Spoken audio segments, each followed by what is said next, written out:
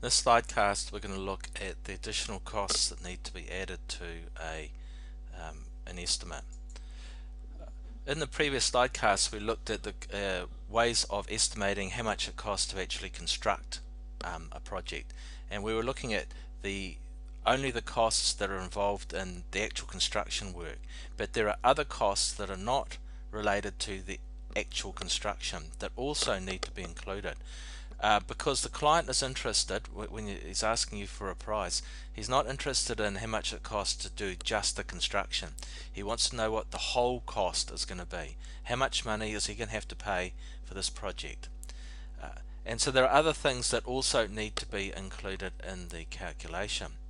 The first thing is involved with the construction work.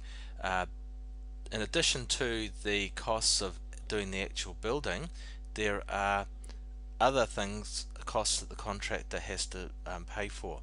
For example, there's the supervision of the workers. That's not directly related to the actual construction, but it is something that's required for the workers to be able to do the construction. They need supervision. They need facilities. They need a lunchroom. They need toilets. There would be bonds and insurances that need to be put in place. There would be traffic management plans, there would be permits, there would be consents. All of those things need to be put in place for the actual construction work to happen. So most contracts you'll see have what's called a preliminary and general section at the front, and the cost of that is normally about 10% of the total construction cost. So you'd need to add 10% on top of that. In addition to that, it is wise to be putting in what's called a contingency. A contingency is a sum of money that is there for you to dip into if things happen that you didn't anticipate. For example, you're laying a pipeline and you strike a hole at a rock that hadn't been revealed by the geotechnical investigations. It's going to cost you extra money, and it's a good idea to have money that was included in the original budget, that was included in the original price, that can be used to pay for that rather than having to go to the client and ask for more money. Other things that might happen is there might be delays, there might be things that occur that you just didn't anticipate happening. So that's what the contingency is all about. It reflects the fact that civil engineering has a lot of uncertainty in it. Remember, we talked about this with risk. There are a lot of risks associated with civil engineering because there's a lot of stuff we don't know, and that is called uncertainty. And the way we address uncertainty is that we put additional amounts of money into the budget to cover it if it happens, and that's what the contingency is. 20%, it can be as low as 5%, can be as high as 40%. It all depends on your assessment of the amount of uncertainty, the amount of your assessment of the costs of what can go wrong. So if it's a real high risk project, you'd probably put in a higher contingency. If you have a pretty good idea of what all the risks are and that you feel that you've covered them in the schedule items, then you might sort of have them a bit lower. The other things that are related outside of the construction work are the consultant's costs and the consenting and the client's things. So the consultant has to design the construction work, has to do construction supervision. So normally the consultant's cost to do the design and to do the construction supervision is about 10% of that construction cost.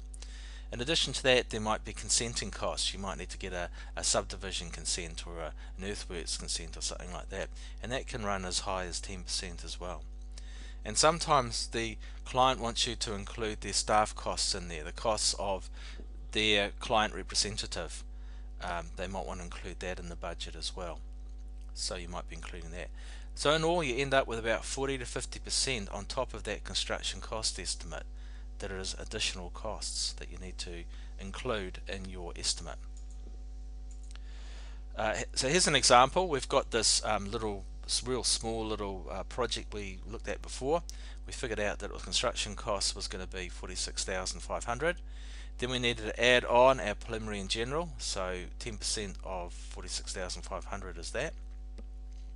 Our costs of designing it and doing the construction supervision is another 10%, so another 10% of this. and the contingency we figured it was going to be 20%, so 20% of the total construction cost. So you can see that this estimate of 46,500 has now been blown up to about 65,100. If you had just put in this price here, you'd be going back to the client and asking for more money, which is not good.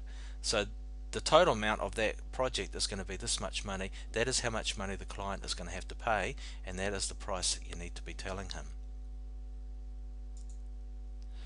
The construction, one of those costs that I want to talk about a little bit more is the consultant's cost. This consists of the design, to do the feasibility report, to do the tendering, to do the design, all that stuff, and construction monitoring. So they are two different activities.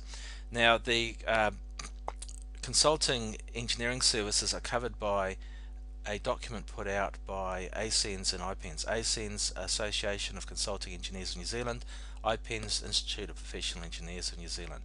Now on this site here is a free copy of this fee guidelines for consulting engineering services, and it gives you a method of determining what those prices are. The reason why they put out this document is so that clients can go in and they can see that the prices that consultants are submitting to them are fair. So it provides a transparent method of calculating consultants' costs, so clients know that they're not being ripped off.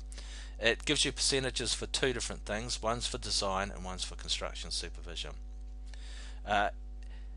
There is limits to it. If there was additional work for, say, a feasibility report or site surveys or geotechnical investigations, they may have to be added in addition to the prices that are there.